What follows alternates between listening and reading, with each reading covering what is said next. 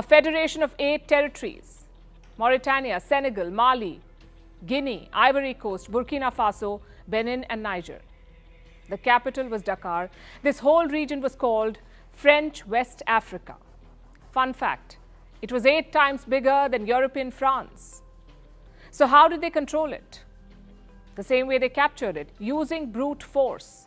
France did face rebellions in the first decades after the conquest, like the Tuareg rebellion of 1916. The Tuaregs are an ethnic group living in the Saharas. In Niger, they live in the country's north. When the Tuaregs rebelled, France crushed them. Summary executions were the norm. It was through these crackdowns that Paris held on to its colonies. Many of them fought wars for France. Around 2.5 million Africans were part of the First World War, another 1 million in the Second World War. These people were not French citizens, they were French subjects. And that equation changed only after the Second World War. In 1946, Niger, along with other colonies, became overseas territories. They got seats in parliament, and with elections came political parties. The most important one was the PPN, the Progressive Party of Niger. 2 men came to dominate this party, the radical Djibo Bakari and the moderate Hamani Diori. They were cousins, also rivals. An important moment came in 1958. France had adopted a new constitution. Its colonies now had to vote on it, sort of like a referendum. If Niger passed it, the country would remain in the French community. The cousin politicians chose different sides. The radical Bakari called for a boycott.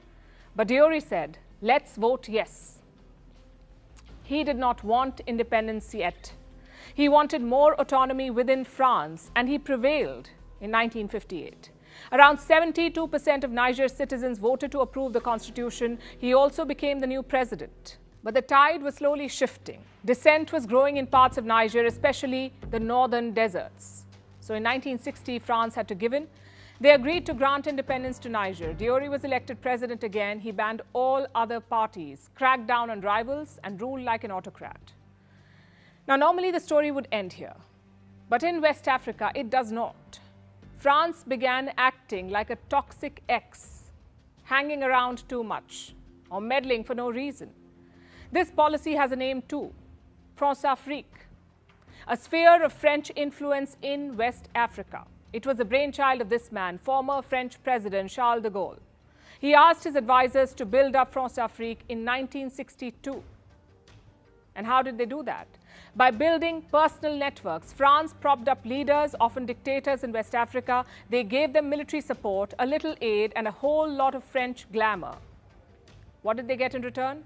Resources and influence. More than 1,000 French companies operate in West Africa. They have the 3rd biggest investments. First is America, second is Britain. They also have soldiers there. France has deployed 3,000 troops in Africa. Around half of them are in Niger. Their job is to fight terror groups, but you can see why this is problematic. Imagine Britain stationing soldiers in India.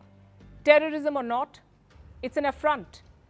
From the 1980s, French presidents have promised to dilute Françafrique. Macron has done so too, but their actions suggest the opposite. I have some trivia for you. 14 countries in Africa use the same currency. It's called the CFA franc. It was created back in 1945, before African independence. But even today, 14 countries use it. And I'll tell you how it works. West African countries deposit 50% of their reserves at the French treasury. In return, they can use the CFA franc. Its value is pegged to the euro. France says the currency brings stability to West Africa, but it also brings trauma, the trauma of a colonial past. The CFA franc is often called monetary servitude. It is one of the many reminders of French colonialism. Now you know why people in Niger dislike France. They plundered and razed entire villages, raped and mutilated women and children, imposed a colonial currency on them, and most importantly, refused to leave. France is a strange case. Most countries are blamed for their colonial policies, but France is also blamed for its post-colonial policies. Of course, that does not justify the coup, but it does explain why a lot of people support it. President Macron has always had a taste for foreign policy. He wants to leave a mark on the world. Maybe this is it. He could be the president who destroyed Françafrique. Mali has moved away from French influence, so has Burkina Faso and now Niger. He may not have intended it, but that could be his legacy.